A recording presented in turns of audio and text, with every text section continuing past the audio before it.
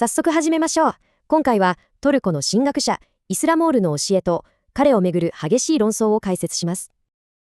理解していない神をどうやって礼拝するのか。彼が投げかけるこの問い、思わずハッとさせられますよね。1960年生まれの彼。試作から始まり、コーランの注釈、そして壮大な神学体系を築き上げました。アズハル大学での学びや、なんと獄中での歴史的文献の翻訳など、その経歴はかなり波乱万丈なんです。彼の教えはデジタル世界でも大注目。アッラーの皆に関する全98回にも及ぶディープな講義は、なんと25万回以上も再生。現代のオンライン教育において、彼の影響力はまさに桁違いと言えますね。キーとなるのはエスマという言葉。彼はこれを単なる名前ではなく、印であり、高みだと定義します。つまり、エスマ、私たちを世俗的な物質主義から引っ張り上げてくれる空の函館ってわけです。儀式で神をただ知るんじゃダメ。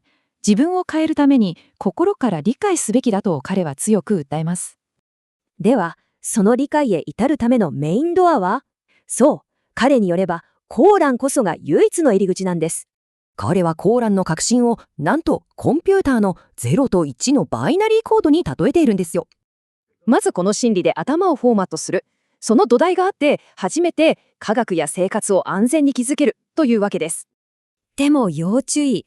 彼は宗派主義がコーランという正門を無視した危険な抜け道を作ってしまったと警告します。そして、この超ストイックなコーラン中心主義が伝統的な学者たちとの大激突を生み出しました。彼は、伝統的なハディースの基準は主観的だと主張。それを持ち上げると、コーランの地位が下がるというんです。さらに驚きなのが、伝統的に正しいとされるハディースでさえ、コーランと8箇所も矛盾していると指摘したことです。それだけじゃありません。